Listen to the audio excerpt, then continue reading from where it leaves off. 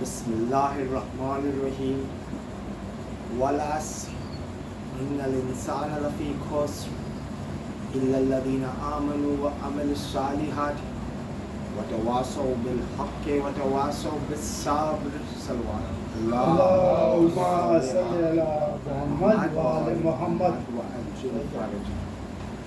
Respected everyone, Assalamu alaikum wa rahmatullahi wa barakatuh.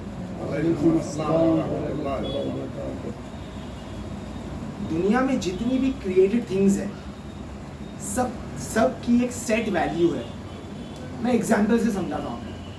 For example angels, पहले angels ले लेते हैं। अब जो एंजल्स है इनकी एक हाई लेवल पे पॉजिटिव एक सेट वैल्यू है, यानी जो एंजल्स है वो आपको बुरा एंजल नहीं मिलेगा। You will never have a bad angel. Why? Because जो एंजल्स है उनके नेचर में ही वो वैल्यू सेट है that you have to be good, you are the good guy.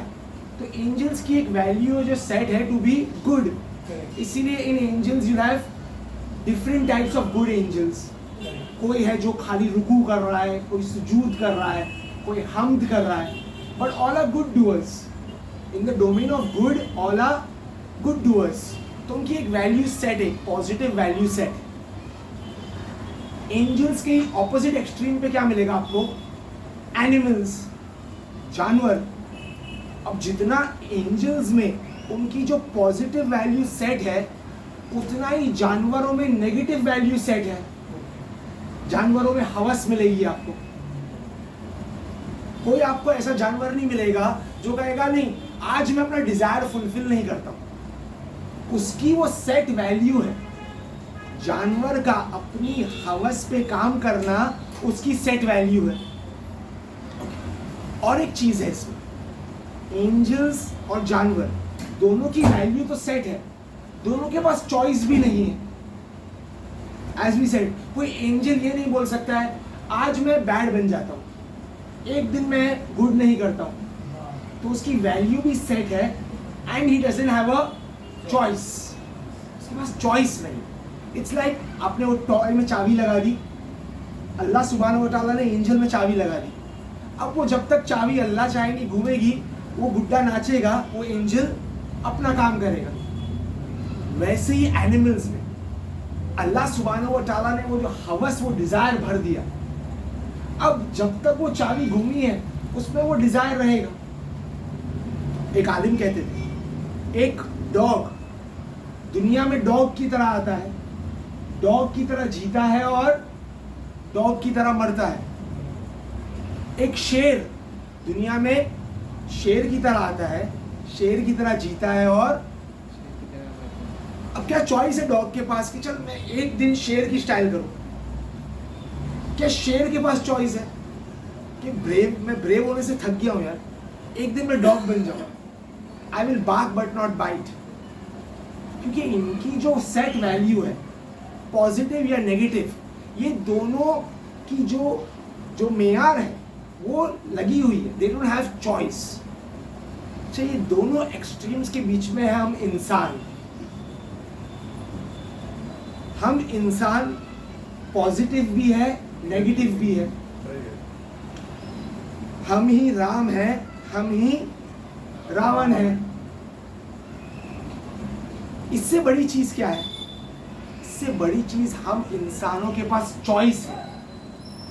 Angel के पास चॉइस नहीं है कि मैं गुड या बैड बनूं। जानवर के पास चॉइस नहीं है मैं बैड या गुड बनूं। इंसान वो एक ही क्रिएशन ऑफ गॉड है जिसके पास चॉइस है।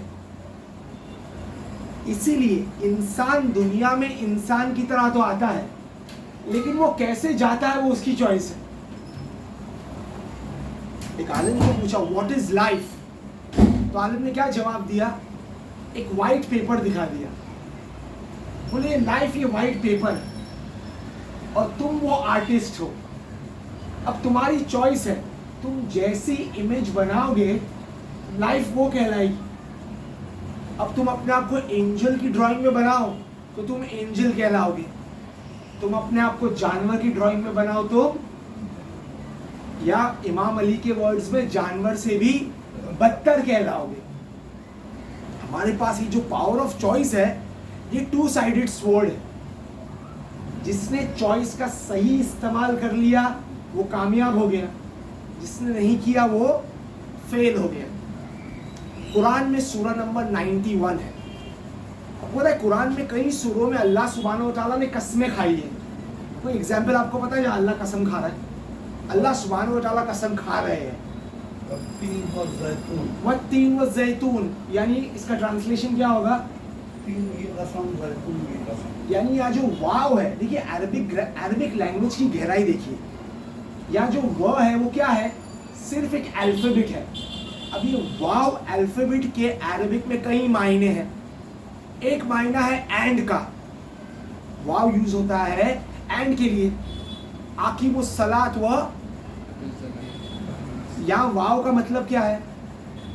एंड, नमाज पढ़ और सदका दे।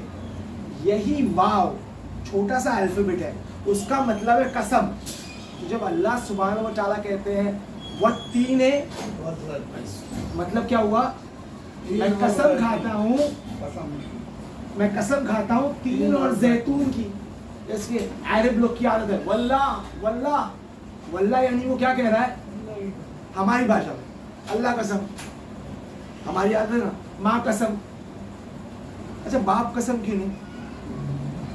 बाप इस काबिल ही नहीं कसम खाई जाए। देखिए कसम सिर्फ वैल्यूएबल चीज की खाई जाती है। सही। आप कसम सिर्फ वैल्यूएबल चीज की खाते हो तो आप क्या बोलते हो? होता है बस। बोलते हो माँ कसम। तो यहाँ भी माँ की वैल्यू दिखा रहे हो आप। तो अल्लाह सुब्हानहू व तआला कई बार कुरान मजीद में कसम खाते हैं। और एक बहुत इजी है, जो मैंने सूरे से शुरुआत की, वो सूरे की शुरुआत क्या थी? मैंने जो स्टार्टिंग में सूरा पढ़ा कुरान का, वल अस्र। सूरे अस्र में स्टार्टिंग में क्या है? वल अस्र। यहाँ वाव का मतलब एंड नहीं है, एंड असर नहीं। अल्लाह सुब्हानहू व तआला अस्र के टाइम की कसम खा रहे हैं कि मैं कसम खाता हूँ अस्र के वक्त की। तो आपने देखा वो वाव की ताकत। वैसे ही सूरा नंबर 91 है, सूरे शम्स। उस सूरे में आप पढ़ेंगे ना, छोटा सूरा है। वल कमरे इज़ा तल्लाहा वल नहारे इज़ा जल्लाहा वल लैले इज़ा यग़शाहा। ये छोटे, मैं रुक क्यों गया पता है? कि आगे की कस्में मुझे याद नहीं आ रही थी। बट इतनी देखिए, इतनी छोटी छोटी कस्में हैं। अल्लाह सुब्हानहू व तआला कंटिन्यूस 12 कस्में खा रहे। देखिए आपने कहा कसम खाने की वैल्यू है ना, तो ये अल्लाह सुब्हानहू व तआला 12 प्रॉमिसेस खा रहे। तो प्रॉमिस के बाद क्या होता है? मैसेज होता है। आप कहते हैं ना माँ कसम, इसमें कुछ नहीं कमा रहा हूँ, मुद्दल दाम पे दे रहा हूँ, है ना। बिजनेस में तो ये हमारा सेलिंग पॉइंट है। पहले वैल्यूएबल चीज की कसम खा ली, उसके बाद मैसेज भी तो वैल्यूएबल दिया। तो वैसे भी अल्लाह सुब्हानहू व तआला ने सारी वैल्यूएबल चीज की कसम खा ली। सूरा नंबर 91 में फिर अल्लाह सुब्हानहू व तआला कहते हैं, मैसेज क्या है? कि पहला मैसेज ये है कि मैंने तुमको इल्हम दिया है। यानी इंसान की वैल्यू क्या है पता है? तुमको इल्हम मिला है। क्या इल्हम? अच्छाई और बुराई क्या है उसका इल्हम। उसके बाद अल्लाह क्या कहते हैं?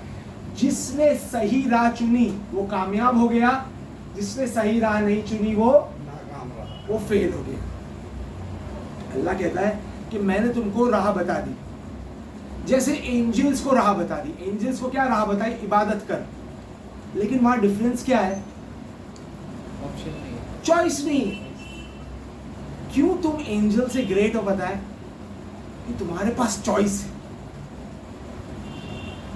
एंजल्स की करोड़ों इबादत एक तरफ, और रात की तारीकी में तुम उठ के एक बार सिर्फ शुक्र अल्लाह कह दो, वो एक तरफ, और वो और वैल्यूएबल है।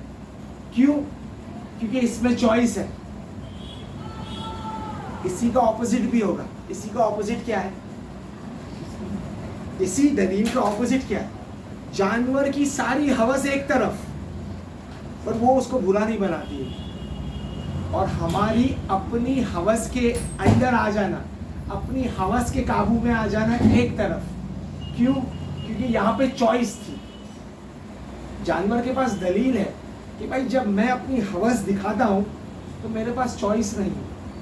लेकिन इंसान जब अपनी हवस दिखाता है, इसके पास चॉइस है, पावर ऑफ चॉइस। देखिए पावर ऑफ चॉइस से ना डॉक्टर स्टीवन कोवी का एक बहुत अमेजिंग कोट है, बहुत जनरल एडवाइस है और आप अपनी लाइफ के हर डोमेन में लगा सकते हैं। वो कहते हैं between stimulus and response there is a gap, in that gap there is a choice and in that choice you have the freedom to choose. Example क्या है, देखिए आप घर पे आए, आपके बच्चे लोग आपको इरिटेट कर रहे हैं। अब वो इरिटेशन क्या है, स्टिम्युलस। अब रिस्पॉन्स क्या है उसका, एंगर, हमने गुस्से में झड़क दिया। लेकिन अगर आप पॉज करके आप अग्री करोगे कि वो जो स्टिम्युलस और वो रिस्पॉन्स के बीच में क्या है, एक गैप है और वो गैप में आपके पास चॉइस है। सेम वे आपको प्रूफ कर दूं क्यों आपके पास चॉइस है। आप अपने एक बिजनेस जिनसे आपको बिजनेस मिलने वाला है, आप उसके घर पे जाओ। मैं तुम्हारे घर पे आया आसिम कि मुझे तुमसे एक बड़ी डील मिलने वाली है। अब तुम्हारे बच्चे, अब तुम अंदर हो, तुम्हारे बच्चे आके मुझे उंगली कर रहे हैं, क्या मैं नाराज होऊंगा? डील मिलने वाली है ना। Why will I tolerate? Because they are expecting something from this. Yes. So that proves it that जब बच्चा इरिटेट करे तो I have choice. जब घर का बच्चा इरिटेट करता है, इंसान बनिया आदमी है, मेरे तराजू में इसको झेलने में कोई फायदा नहीं है, तो हम इसको झड़क देते हैं। लेकिन याद रखिए, between stimulus and response there is a gap. In that gap तुम्हारे पास freedom to choose है और उस choice में ही तुम्हारी कामयाबी है। एक बहुत बड़े आलिम कहते हैं, वो कहते हैं जवानी में मैं दोपहर के टाइम पे घर पे आया। अब स्कॉलर्स का रूटीन क्या होता है पता है, फज्र के बाद वो लोग जगे रहते हैं, पढ़ाई करते हैं, बाकी अपने घर के काम कर लेते हैं, फिर जोहर बाद दे रेस्ट। जो नेचुरली भी हमारी बॉडी की साइकिल ऐसी डिज़ाइंड है, आपकी बॉडी की साइकिल बनी ही ऐसी है कि दोपहर को नेचुरली आपकी बॉडी की साइकिल बंद हो जाएगी। इसीलिए फैक्ट्रीज में देखा गया ज़्यादा एक्सीडेंट्स दोपहर के वक्त होते थे कि तब आपकी नेचुरली आपकी बॉडी साइकिल सो रही है। फिर रात के 12 बजे का वक्त है जब आपकी बॉडी की साइकिल सो जाती है। तो अभी स्कॉलर घर पे आए, अब जैसे घर पे आए तो बच्चे बहुत आवाज़ कर रहे थे, तो इन्होंने इरिटेट होके चिल्ला दिया बच्चों।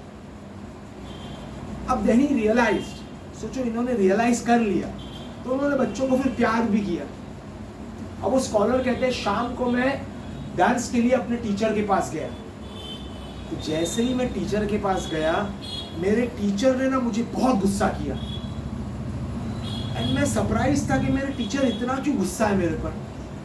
फिर ये स्कॉलर कहते हैं कि मेरे टीचर ने कहा कि अगर तू घर पे घर वालों के साथ ऐसे गुस्से का व्यवहार करेगा तो तू कभी आलिम नहीं बन पाएगा। यानी अगर तुम्हें आलिम यानी स्पिरिचुअली टॉप बनना है तो सबसे पहले वो शुरुआत कहाँ से होती है?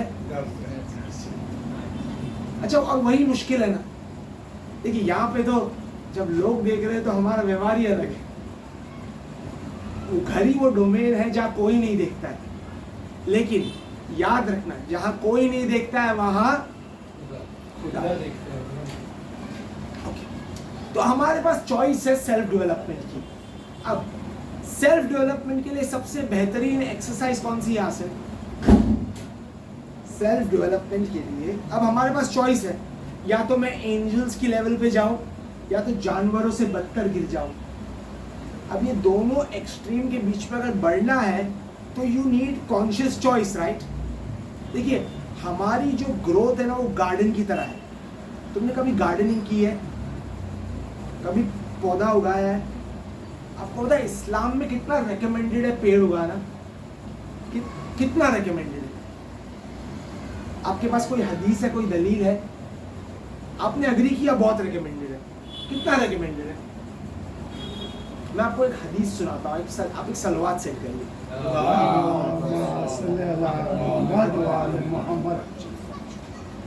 देखिए इस्लाम 1400 साल पहले क्या दर्स दे रहा है। रसूल अल्लाह कहते हैं अगर तुम्हारे हाथ में पौधा है और तुम नियत कर रहे हो कि मैं इस पौधे को प्लांट करूं, यानी तुमने पॉट लाया, तुम वो पौधे को पॉट में डालने जा रहे हो और तुम रियलाइज कर रहे हो कि कयामत आने वाली है। कयामत का मतलब क्या होता है? Game over, And the and, and नहीं, दी एंड। the end is. अब लॉजिक क्या कहेगी कि भाई जब दी एंड आ रही है अब पौधे को प्लांट करने में कोई फायदा नहीं है। रसूल अल्लाह कहते नहीं, अगरचे तुमको पता है कि नेक्स्ट मोमेंट कयामत आने वाली है, तब भी तुम वो पौधे को प्लांट कर लो। यानी उस लास्ट मोमेंट में भी, आपने आईपीएल में देखा ना, लास्ट बॉल पे भी बैट्समैन कोशिश क्या करता है? 6 मार दे। वैसे ही रसूल अल्लाह कहते हैं वो प्लांट करना, वो लास्ट बॉल पे 6 होगा तुम्हारा। इतना देखिए इस्लाम ये है, कितना प्रैक्टिकल। अब इससे प्रैक्टिकल रिलीजन कहाँ मिलेगा और इससे इम्प्रैक्टिकल फॉलोअर्स कहाँ मिलेंगे। इसीलिए अच्छा कहा, इस्लाम बेहतरीन प्रोडक्ट है और हम सबसे खराब सेल्समैन हैं। बट अगेन चॉइस है, चॉइस है तुम्हारे पास। एक प्लांट उगाना भी चॉइस है आसिफ। और जब कोई पूछे कि भाई ये क्यों करता है, तो कहा ये इस्लाम सिखाता है। जिस तरह इस्लाम कहता है नमाज पढ़, उसी तरह इस्लाम कहता है पेड़ उगा। तो तुम्हारे पास चॉइस है कि भाई तुम ग्रोथ करो। अच्छा, अब अगर तुमने कभी गार्डनिंग की नहीं, गार्डनिंग का उसूल क्या है पता है? अगर बाय चॉइस तुम गार्डन में प्लांट्स नहीं उगाओगे तो क्या होगा? जमीन ऐसी हो जाएगी, क्या कहते हैं, मर जाएगी। उसमें से वीड्स उगेंगे, जंगली पेड़ जो यूजलेस और हार्मफुल होंगे। जमीन का उसूल है, गार्डनिंग का उसूल है, अगर कुछ नहीं उगाओगे तो उसमें से जंगली वीड्स उगेंगे। वैसे ही हमारी डेवलपमेंट भी ऐसे ही है। अगर आप बाय चॉइस खुद को डेवलप नहीं करोगे तो अपने आप वो जंगलीपना आप में आ जाएगा। तो if by choice you don't go higher than angels, तो अपने आप क्या होगा? तुम लोअर देन एनिमल्स गिर जाओगे।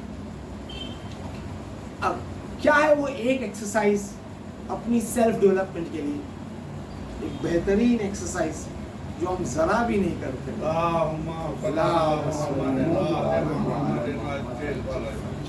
सवाब कमाने के सलवात भेजना, लेक्चर सुनना, लेक्चर पढ़ना, ये सब बहुत इजी है। देखो जिसको बोलने का शौक है उसके लिए बोलना बहुत इजी है, जिसको सुनने का शौक है उसके लिए सुनना भी इजी। बट लर्निंग में लेक्चर सुनना मेहंदी लगाने की तरह है, लेकिन मेहंदी और टैटू में फर्क होता है ना। मेहंदी लगाना कितना आसान है, बहुत आसान। टैटू लगाना कितना मुश्किल है, टैटू कितना मुश्किल है, बहुत मुश्किल। वैसे ही लेक्चर सुनना मेहंदी लगाने की तरह है, बहुत इजी है। आप सिट बैक करो, आपका माइंड कहीं और है, सब ठीक है। लेकिन लर्निंग का वैसे ही और एक तरीका है, वो लर्निंग का टैटू है। वो क्या है? रीडिंग। Very very simple. क्या है वो? रीडिंग। किताबें पढ़ना। किताबें पढ़ना टैटू की तरह है। जैसे टैटू लगाना मुश्किल है, वैसे ही किताब पढ़ना उतना ही मुश्किल है। लेकिन याद रखना, जैसे वो मेहंदी कैसी भी केमिकल वाली मेहंदी होगी, 2-4 दिन में वो वॉश आउट हो जाती है। ये जो हम लेक्चर सुनते हैं ना, इसका प्रॉब्लम यही है। आप एक स्पीकर को भी पूछोगे कि भाई 10 मिनट पहले क्या कहा था, तो मैं कहूँगा I forgot it. But reading का बेनिफिट ये है, आप रीडिंग करोगे और मैं 10 मिनट बाद पूछोगे आपने क्या रीड किया, आपका ब्रेन ज़्यादा रजिस्टर करता है। मैंने ये नहीं कहा सुनने के फायदे नहीं है, मैंने सिर्फ कंपेयर करके बताया कि सुनने से बेहतर है रीडिंग। ओके, तो sorry, yes, much better, much tougher. देखिए काजू खाना आसान है, अखरोट खाना, अब हेल्थ के लिए क्या बेनिफिट है? Protein benefit. देखिए जो मुश्किल है उसी में निजात है। अरे छिला वाला अखरोट नहीं, वो जो हाँ। शेल के अंदर आता है, छिलके वो साथ- खाना मुश्किल है। सिला हुआ तैयार रहता है वो नहीं बराबर। शेल के अंदर जो होता है उसको तोड़ो और तोड़ के खाओ तो पता लगे। वैसे ही मोबाइल पे रीडिंग करना नहीं, किताबों में इन्वेस्ट करना और किताबों में रीड करना वही फर्क। अब देखो आपने कहा अखरोट अच्छा है, लेकिन कौन सा अखरोट अच्छा है? शेल वाला। शेल वाला। तो हाथ में वो अखरोट लो, उसको तोड़ो, तब उसमें मजा आता है।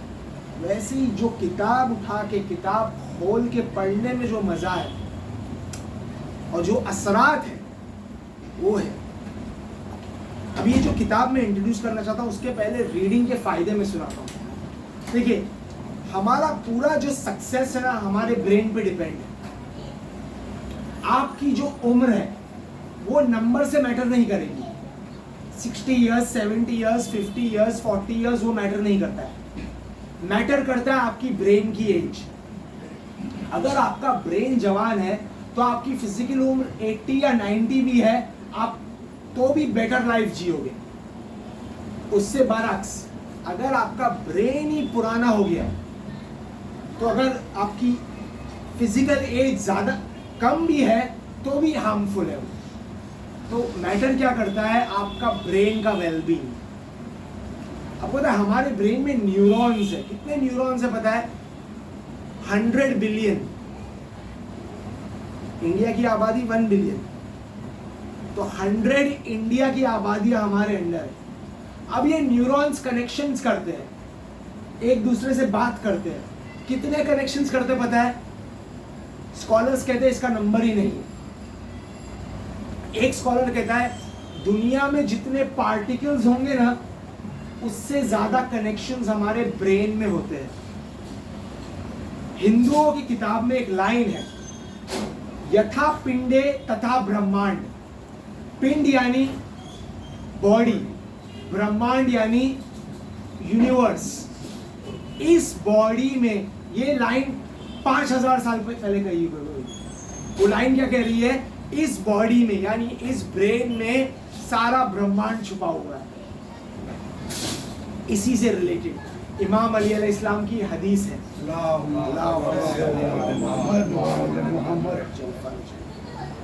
मौला अली कहते हैं कि ए इंसान, तू अपने आप को छोटा समझता है जबकि सारी कायनात यानी सारा ब्रह्मांड तुझ में बसा हुआ है।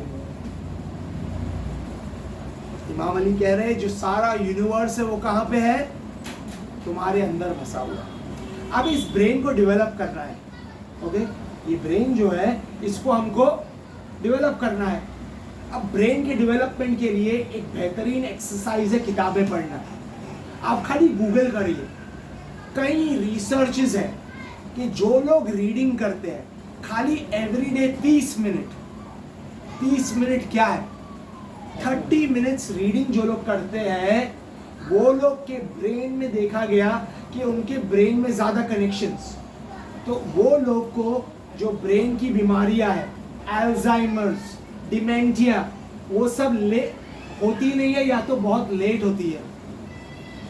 रीडर्स जो होते हैं वो ज़्यादा खुश रहते हैं। रिसर्च में देखा गया योगा का जितना फायदा होता है उतना ही फायदा रीडिंग का होता है। तो अगर आप योगा नहीं कर सकते हो तो रीडिंग करो, और अगर आप योगा और रीडिंग दोनों करोगे तो नूर पे लग गया नूर। और भी बहुत रिसर्चेस है जहाँ रीडिंग में देखा गया जो लोग रीडिंग करते हैं उनकी वोकैबुलरी बड़ी रहती है। आज दुनिया में सेल्फ एस्टीम बहुत जरूरी है। कई बार बच्चे लोग, आपको पता है, नीचे क्यों नहीं जाते खेलने? क्योंकि उनके पास वो वोकैबुलरी नहीं होती बातें करने के लिए, तो वो बच्चा उसी शर्म में घर में रह जाता है। लेकिन अगर आपके घर में रीडिंग कल्चर होगा तो आपके बच्चे का सेल्फ कॉन्फिडेंस ज्यादा होगा। अरे बच्चे का क्या, आप खुद का एग्जाम्पल ले लो। क्यों हम सोसाइटी में ज्यादा हिस्सा नहीं लेते? क्योंकि हमारे पास, हमको पता रहता है कि भाई इंटेलेक्चुअल कॉन्वर्सेशन करने के लिए ज्यादा डेटा नहीं है। जो रीडिंग करेगा उसके पास अपने आप डेटा आ जाएगा। कितना रीडिंग करना है आपको? 30 मिनट्स। इसको भी 1/2 कर दो। आप चाइनीज में सूप ऑर्डर करते हो तो क्या बोलते हो? 1/2 कर दो। तो वैसे ये 30 मिनट्स को 2 में डिवाइड कर दो, 15 मिनट आप प्योरली इस्लामिक रीडिंग करो। कोई भी इस्लामिक किताब, इस्लामिक लॉज, इस्लामिक अखलाक, जो भी आपका इस्लामिक नॉलेज बढ़ाएगा। 15 मिनट आप कोई भी worldly science, general knowledge, psychology, कि भाई ये जो स्ट्रेस है, डिप्रेशन है, ये क्या है, वर्ल्ड न्यूज, कि भाई आज दुनिया में जो ये जियो पॉलिटिक्स है इसका क्या मतलब है, आज जो दुनिया में जो हो रहा है उससे मेरे देश का क्या, आज क्यों आज़ादी के बाद से ही इंडिया और इजराइल का कभी अच्छा रिश्ता नहीं था। ओके, इसका एक कारण था कि जब आज़ादी के बाद इंडिया को पैलेस्टाइन पे अपना व्यू बताना था, पैलेस्टाइन के प्रति अपना व्यू बताना था, तो महात्मा गांधी जी, एक सलवात सेंड कर लीजिए उनके लिए।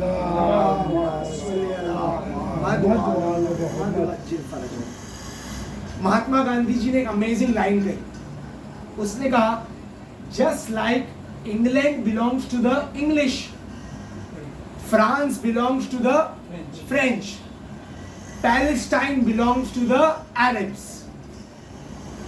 क्या लाइन है ये? देखो, अगर जनरल नॉलेज होती तो ये लाइन आप सबको पता होनी चाहिए। देखिए, खाली महात्मा गांधी जी को हमने लिमिट कहाँ पे कर दिया है पता है?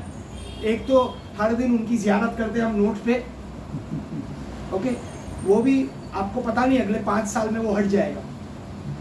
ओके, जिस तरह आपकी वैक्सीन सर्टिफिकेट का पे किसी और का फोटो आ गया, आपकी नोट पे भी आ सकता है, वो एक अलग इशू है। हमने महात्मा गांधी जी को कहाँ पे लिमिट कर दिया? एक तो नोट पे, और दूसरा मुहर्रम के टाइम पे, कि भाई ये वो आलिम है जिन्होंने इमाम हुसैन से सीखा है, बस। महात्मा गांधी जी की पर्सनैलिटी इससे कहीं बड़ी है, और ये हमारी कमजोरी है कि हमने उनको स्टडी नहीं किया है। रामचंद्र गुहा एक बेहतरीन स्कॉलर है।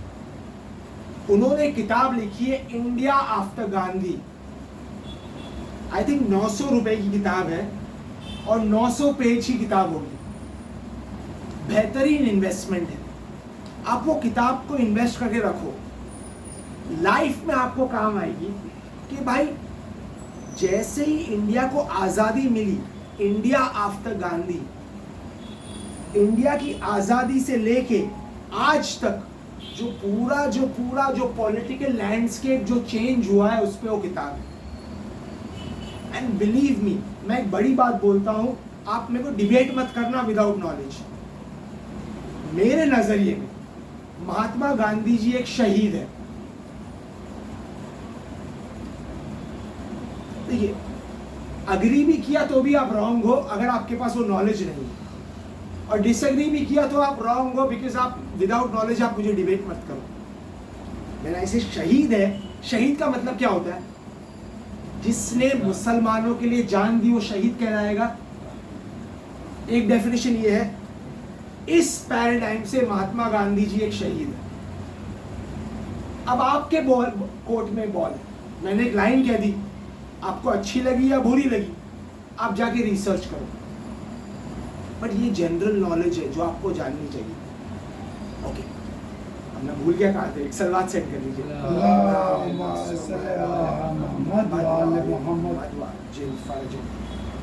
देखिए, हम वापस अपने रीडिंग पे ही आ जाते हैं कि भाई मुझे ये बुक आपको इंट्रोड्यूस करनी है। इंडिया आफ्टर गांधी बहुत अच्छी किताब है, बट अब आप स्ट्रेट अवे रीडिंग की साइंस भी आप एक्सेप्ट कर लीजिए, रीडिंग बेनिफिशियल है। कितनी मिनट्स रीड करना है? 30 मिनट्स।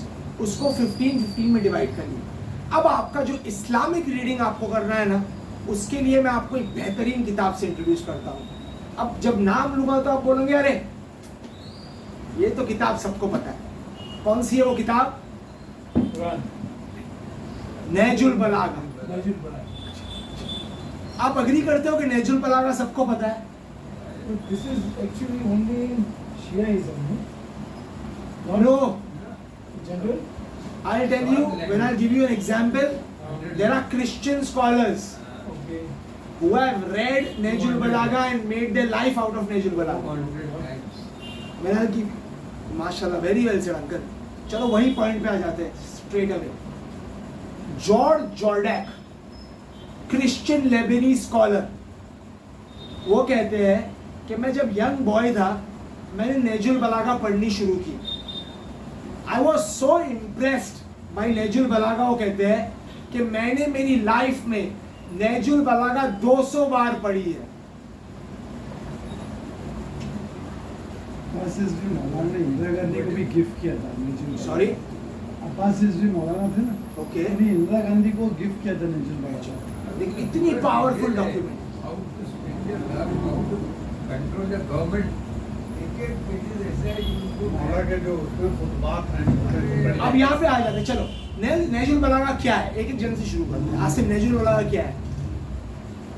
इमाम अली ने जो भी बोला है उसमें उसका compilation. Okay, very good. Compilation है. नहजुल बलागा एक किताब है जिसमें इमाम अली अलैहिस्सलाम के वर्ड्स कंपाइल हुए हैं.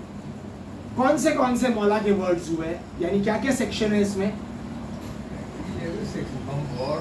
नहीं, जैसे कि इमाम अलैहिस्सलाम की हदीसें हैं, खुद से हदीस है, और क्या है, लेटर इमाम के खुतबे हैं और लेटर्स. तो इस किताब को 3 सेक्शंस में है. पहला है सरमन्स, इमाम जो खुतबे देते थे, सेक्शन नंबर 1. सेक्शन नंबर 2 क्या है? लेटर्स. इमाम लेटर्स लिखते थे अपने कंपेनियंस को, अपने बच्चों को, अपने शियों को, अपने फॉलोअर्स को लेटर्स लिखे इमाम ने.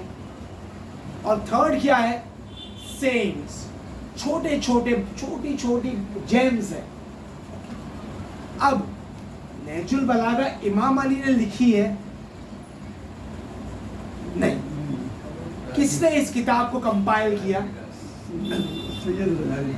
सैयद रज़ी. वेरी गुड, माशाल्लाह. देखो आप लोग का बहुत अच्छा है. आई मीन ये किताब रज़ी आज से अबाउट 1000 years बैक हमारे बेहतरीन स्कॉलर आए थे जिनका नाम था सैयद रज़ी. सैयद रज़ी ने ये किताब कंपाइल. सैयद रज़ी की लाइफ बहुत छोटी थी. ही जस्ट लिव 47 years. 47 years में उन्होंने कई किताबें लिखी और कंपाइल की. उसमें से एक बेहतरीन किताब ये थी नहजुल बलागा, जिसमें उन्होंने बड़ी डीप रिसर्च करके इमाम अली अलैहिस्सलाम की सरमन्स, लेटर्स और सेइंग्स कंपाइल की. अब क्वेश्चन, क्या नहजुल बलागा में इमाम के सारे वर्ड्स हैं? यानी सारा जो इमाम अली ने बोला क्या इस किताब में है? जितना वो रिसर्च कर not सके even उतना ही. 10%. Not even 10%. Okay, and better way to say is that no, No. everything is not here, Not here, correct. but a lot is here. सब कुछ यहाँ नहीं है, लेकिन यहाँ बहुत कुछ है. और हम जैसे लोगों के लिए तो बहुत कुछ है. Yes. आपको पता है अल्लामा इब्न अबिल हदीद सुन्नियों के आलिम थे. उन्होंने इस नहजुल बलागा पे एक तफसीर लिखी है. तफसीर का नाम है शर नहजुल बलागा. 20 वॉल्यूम्स ये किताब की तफसीर लिखी है 20 वॉल्यूम में, एक्सप्लेनिंग इमाम्स वर्ड्स. मैंने क्या कहा, वो कौन से सुन्नी आलिम है. कई जगह है जहां वो इमाम से अग्री नहीं करते तो उन्होंने अपनी डिसएग्रीमेंट लिखी है, लेकिन वो सुन्नी आलिम नहजुल बलागा पढ़ के क्या कहते हैं पता है? कि या अली, तुम्हारे वर्ड्स की लेवल ये है कि तुम्हारे वर्ड्स क्रिएटर के वर्ड्स के नीचे है, लेकिन खुदा के वर्ड्स के नीचे है, लेकिन सारे क्रिएटेड वर्ड्स के ऊपर है. Oh Ali, your words are so great that they are below the words of the creator and above the words of the created. यानी सारे इंसानों के जो वर्ड्स है उसके ऊपर ये नहजुल बलागा के वर्ड्स. जॉर्ज जॉर्डैक, देखिए जॉर्ज जॉर्डैक ने जब 200 बार नहजुल बलागा पढ़ी ना, तो उनके लिए ताली मत मारो. उन्होंने अपना 6 मार लिया, बल्कि अपने लिए शर्मिंदा हो जाओ. देखिए हमको जब भी कोई कहता ना कि अरे वो नॉन मुस्लिम इमाम अली को इतना चाहता है, तो हम कहते हैं वाह वेरी गुड बेटा। अरे वो बेटे ने तो 6 मार लिया, तूने क्या किया भाई? देखिए किसी ने डायलॉग कहा था, बेकार डायलॉग है लेकिन सुन लो। उसने कहा था ये बड़ी बात नहीं है कि तुम कहो कि तुम शाहरुख खान को जानते हो, बड़ी बात तो ये है शाहरुख खान कहे कि तुम्हें वो जानता है। अब भूल जाओ शाहरुख खान। ये बड़ी बात नहीं है कि तुम कहो कि मैं अली का शिया हूँ, अली कहेगी ये हमारा शिया। बड़ी बात तो ये है कि अब कॉमन सेंस क्या कहेगी कि जिसने 200 बार नहजुल बलागा पढ़ी है, अब अली को कौन पसंद आएगा? ऑफ कोर्स नियत एक तरफ, बाकी सब एक तरफ, बट सिर्फ इस एक एग्जाम्पल में अगर मैं कहूँ या अली, मैंने इसमें सिर्फ आपके 200 लाइन पढ़ी है, और जॉर्ज जॉर्डैक का या अली मैंने नहजुल बलागा 200 बार पढ़ी है, तो अब अली क्या कहेंगे कौन मेरा शिया है? इमाम अली कहेंगे 200 बार पढ़ने जॉर्ज वाले। जॉर्डैक मेरा शिया है। लॉजिकल फॉर्मूला है ना, इसमें कोई it's logical, it's practical, right. लेकिन हमारे पास क्या थी? हमने लेक्चर की शुरुआत में अपनी सबसे बड़ी ताकत क्या बताई? Power of choice. ओके, मैंने 200 बार नहीं पढ़ी है, बिग डील, लेकिन चॉइस क्या है तुम्हारे पास आसिम? स्टार्ट करते 201 बार पढ़ सकते हो, चॉइस है ना। डू यू अग्री चॉइस है या नहीं? अपने आप को खाली ये सवाल करो, क्या मेरे पास ये चॉइस है या नहीं है? है ना, आप अमेज्ड हो जाओगे, जवाब के पहले आपको यस आ जाएगा। ये फितरतन है कि भाई आपके पास फ्री विल और चॉइस है। अब नहजुल बलागा सैयद राजी, एक लास्ट पॉइंट आपको बताता हूँ, सैयद राजी कितने बड़े आलिम थे। ओके, 2 पॉइंट आपके साथ शेयर करता हूँ। सैयद राजी के ज़माने में उनके एक टीचर थे जो बहुत बड़े आलिम थे, शेख मुफीद। अब सैयद राजी जब छोटे थे ना, उनके वो ज़माने का एक वाक़या है। अब सैयद राजी की मम्मी का नाम था फातिमा, और सैयद राजी के एक भाई थे जिनका नाम था सैयद मुर्तज़ा। उनका लक़ब था आलमुल हुदा। वो खुद एक बहुत बड़े आलिम थे। अब माँ की तरबियत देखो। अब शेख मुफीद कहते हैं कि एक दिन मैंने एक सपना देखा। सपने में देखा कि मैं अपनी क्लास में बैठा हूँ, और मैंने देखा कि बीबी फातिमा ज़हरा सल्लल्लाहु अलैहि वसल्लम मोहम्मद व आले मोहम्मद वज्जिल फरजहु, अपने 2 छोटे बेटे से मुराद कौन हुआ? मौला हसन मौला हुसैन। शेख मुफीद, आप इमेजिन करो, क्लास में बैठे हैं, बीबी फातिमा छोटे हसन और छोटे हुसैन को लेके आती है और कहती है, ए शेख, मेरे बच्चों को इस्लामिक नॉलेज दे। नेक्स्ट डे शेख मुफीद जब उठते हैं, अब वो फुल डे जब से उठे वो सोच रहे सपने का मतलब क्या हुआ। अब वो अपनी क्लास में फिक्र कर रहे। अब जो वो फिक्र ही कर रहे हैं, सैयद रजी की मम्मी की एंट्री होती है। अपने 2 छोटे बच्चे सैयद रजी और सैयद मुर्तज़ा दोनों बच्चों को लाती है और कहती है, ए शेख, मेरे बच्चों को। Islamic knowledge. जैसे ही ये सुनते हैं शेख मुफीद वो सपना बयान करते हैं और बहुत गिरिया करते हैं। तो तभी से वो समझ जाते हैं कि ये दोनों बच्चों का एक बहुत ब्राइट फ्यूचर था, बट चॉइस थी, उस माँ की चॉइस थी कि भाई बच्चों को ले गई और इस्लामिक नॉलेज दी। अब इस नहजुल बलागा, ये नहजुल बलागा क्या है पता है? एक बड़े दरिया की तरह है। अब दरिया में क्या मिलेंगे आपको? डायमंड्स, दरिया में आपको जेम्स मिलेंगे, और इस नहजुल बलागा में आपको वही मिलेगा। अब नहजुल बलागा कहाँ से शुरू करनी चाहिए? इतनी एक ऐसी किताब है, आप गीच हो जाते हो, कहाँ से शुरू करनी चाहिए? चलिए बताइए। छोटे जो कोटेशंस हैं उनसे शुरू करना। Very good. मेरे टीचर भी यही कहते थे जब तुम नॉन मुस्लिम को कुरान मजीद दो ना, उसको बोलो सूरह फातिहा से मत शुरू कर, सूरह नास से शुरू कर। ये देखिए बड़े बड़े जो क्या कहते हैं अरबी पढ़ाने वाले जो बच्चों को पढ़ाते हैं वो शुरू लास्ट के पारे से ही देखिए बहुत अच्छा है ये देखिए, जहां मैं आपको कहूंगा एक बड़ा पहाड़ चढ़ो, आप पहाड़, अब कोई नॉन मुस्लिम सूरह बकरा की साइज देख के ही डर जाएगा, 286 आयत। लेकिन आप किसी को कहो कि नहीं भाई ये छोटा सा टीला है, इसको चढ़ के दिखा, सूरह फलक में चला जाएगा। अब वो जानता नहीं, वो छोटे छोटे चढ़ के उसमें ताकत आ जाएगी माउंट एवरेस्ट चढ़ने के लिए। तो कभी भी खुद भी, अरे नॉन मुस्लिम को तो अपने हाल पे छोड़ दो, वो हमसे आगे निकल जाएंगे। खुद भी जब कुरान मजीद से फिर से रिश्ता बनाना चाहते हो तो सूरह नास से शुरू करो। तर्जुमा पढ़ना चाहते हो ना कुरान मजीद का, सूरह नास से शुरू करो। वैसे ही नहजुल बलागा अगर शुरू करनी है तो कहाँ से शुरू करोगे आसिम? छोटे छोटे सेइंग्स, छोटे सेइंग से, जो लास्ट सेक्शन है। तो एक चीज कर सकते हैं हम, तुम एक लास्ट सेक्शन की जो सेइंग्स है, एक सेइंग शेयर करते हो, हम वो छोटी सी सेइंग डिस्कस करेंगे और उसके साथ नियत करेंगे कि भाई हम भी चाहते हैं कि हम भी जॉर्ज जॉर्डैक से अच्छे शिया बन जाए। ये देखिए फिर शर्म आएगी ना कि भाई मौला अली आएंगे और कहेंगे जॉर्ज जॉर्डैक चलो, तो अभी हमको भी अपने आप को प्रूफ करना है। तो नहजुल बलागा शुरुआत करते हैं छोटी सेइंग से। तो लास्ट सेक्शन खोलो आसिम, जो सेइंग का सेक्शन है। एक सलवात सेंड कर लो आसिम के लिए। सेइंग नंबर 1 से आ जाओ सर आसिम। तो वो क्या है, एक स्टार्टिंग पॉइंट रहेगी ना,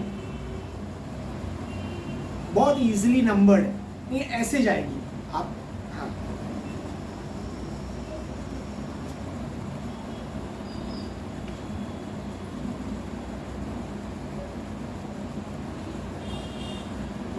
और एक आपको पता है क्रिश्चियन स्कॉलर थे पोलो सलामा, वो कहते थे नहजुल बलागा के जरिए मैंने पहचाना कि अली की अकल क्या है। ये नहजुल बलागा उनके लिए वो एंट्री पॉइंट थी मौला अली को जानने के लिए। चलो आसिम बिस्मिल्लाह, लाउड क्लियर एंड स्लो, ये रूल है। Imam Ali alayhi salam said, माशाल्लाह वेल सेड यार। during civil disturbance, be like an adolescent camel who has neither a back strong enough for riding nor udders. Very good माशाल्लाह, बहुत अच्छा पढ़ रहे Udders for milking. माशाल्लाह, good job माशाल्लाह, आपकी कमांड बहुत अच्छी है। ओके, अब जरा वापस एक बार पढ़ लोगे तो तुम्हारी एक अच्छी प्यारी रिकॉर्डिंग ही ले लेता हूँ, तो मेरे पास इसका प्रूफ रहेगा। चलो बिस्मिल्लाह। Imam Ali alayhi salam said, during civil disturbance, be like an adolescent camel very good, who has neither a back strong enough for riding nor udders for milking. Okay चलिए। अभी माशाल्लाह, और एक अच्छा चेहरा दिखा तो दूसरा भी गुड लुकिंग चेहरा दिख गया। सादिक भाई बताइए ये हदीस का मतलब क्या हुआ? During civil disturbance, Be Fit- like an adolescent camel. फितने के वक्त एक ऊँट के बच्चे की तरह बन जाओ। तो क्यों मौला कह रहे हैं कि भाई फितने के वक्त ऊँट का बच्चा बन जाओ? स्प्रेड नहीं हो रहा माशाल्लाह वेरी वेल सेड। एक मतलब ये है कि फितना स्प्रेड नहीं हो, दूसरा उसका ये है कि क्या कहते हैं, जैसे ऊँट के बच्चे पे सवारी नहीं की जा सकती, अपने अपनी माँ के साए में रहता है, वेरी गुड, इस तरह अपने आपको फिटने से दूर रख के क्या कहते हैं कनारा सेफ्टी में रहना चाहिए। वाह वाह सुभान अल्लाह। एक सलवात सेंड कर लीजिए। मोहम्मद देखिए मौला क्या ब्यूटीफुल आपने जवाब दिया माशाल्लाह सादिक भाई, आपने भी और आपने भी। देखिए फितना मतलब क्या है? फितना मतलब जब आपको समझ नहीं आ रहा है ये राइट है या ये राइट है। आपके घर में आपकी एंट्री हुई, 2 जन आर्ग्यू कर रहे हैं। अब पहले तो गर्मी में आप भी गर्म हो गए, पर आपको पता नहीं आ रहा है कि भाई ये सही है या ये सही है। अब उसमें हम करते क्या है मिस्टेक, हम कॉइन टॉस करते हैं, हेड्स आया तो मैं इसका साथ दूंगा, टेल्स आया तो मैं इसका साथ दे दूंगा। हम जजमेंट पास करते हैं, अभी बिकम जजमेंटल। पता है इस्लाम में जज बनना कितना मुश्किल है। रसूल अल्लाह कहते हैं बहुत बड़ी जिम्मेदारी है, बहुत बड़ी जिम्मेदारी। रसूल अल्लाह कहते हैं वेरी वेल सेड, हर 3 में से 2 जज जहन्नम में जाएंगे। जजमेंट पास करना, जो हम कितनी फ्री में जजमेंट पास करते हैं, मस्जिद से निकले हाँ भाई तू जन्नत तू जहन्नम, दो लोग आर्ग्यू कर रहे हैं, बीच में जाके हम ट्राई करते हैं कुछ करने के लिए, अपने घरों में जजमेंट पास कर देते हैं कि तुम ये काम कर रही हो, तुम यहाँ जाओगी, तुम वहाँ की हो। जजमेंट पास करना मतलब हर 3 में से 2 जज जहन्नम जाएंगे। तो ये मौला अली अलैहिस्सलाम का क्या ब्यूटीफुल एडवाइस है कि जब आप क्लियर नहीं हो ना कि भाई what is the right path, तो क्या करो, बिकम यूजलेस। वो इमाम ने क्या कहा है, वो बेबी कैमल, ना उसकी कमर में ताकत है वजन उठाने का, ना उसके पास ताकत है दूध देने की। एक बेबी कैमल यूजलेस है। इस baby camel is any good to you? देखिए मौला अली की स्टाइल समझाने की। मौला अली ने क्या कहा, उस वक्त यूजलेस बन जाओ कि भाई ना तू मेरा फायदा उठा सकता है ना तू मेरा फायदा उठा सकता है। देखिए एक हदीस कितनी गहराई है, कितनी ब्यूटी है। जैसे आपने वो जवाब दिया, मैंने इतनी बार वो हदीस पढ़ी, मुझे कभी वो नहीं आया कि बच्चा कैसे माँ के साए में आ जाता है, वैसे फितने के वक्त आप सिक्योरिटी के साए में आ जाओ। ये भी अच्छा एटीट्यूड है कि भाई सेफ हो जाओ। आयतुल्लाह खामेनाई, इंशाअल्लाह अल्लाह सुब्हानहू व तआला हमारे सारे उलमा उनको प्रोटेक्ट करे और उनकी उम्र में इजाफा करे। आयतुल्लाह खामेनाई कहते हैं, आप ड्राइविंग कर रहे हो, ओके, अब जब आप ड्राइव कर रहे हो, अच्छा अमेरिका में तो स्नो भी गिरती है, राइट? अब अगर स्नो स्टॉर्म आ गया, जब सामने रास्ता दिख ही नहीं रहा है, तो what is the logical thing to do while driving? माशाल्लाह, well said, you pull over, right? आप क्या कहोगे? जब रास्ता क्लियर होगा देन आई विल ड्राइव।